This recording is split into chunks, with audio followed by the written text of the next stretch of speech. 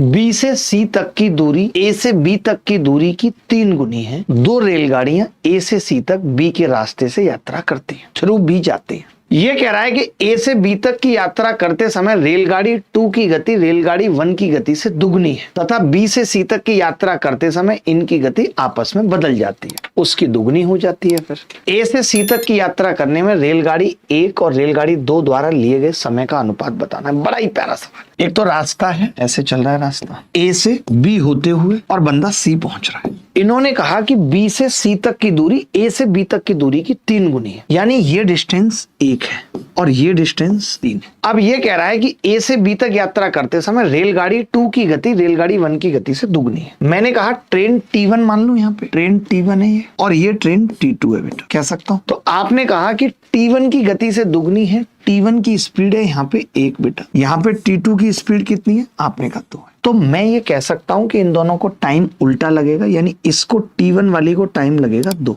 और इस वाली को टाइम लगेगा 1।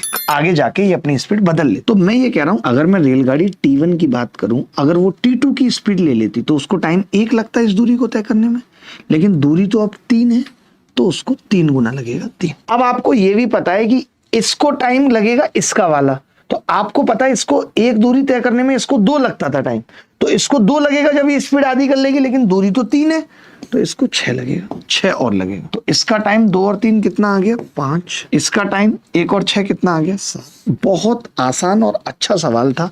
उत्तर आएगा जी 5 और 7, बी आंसर।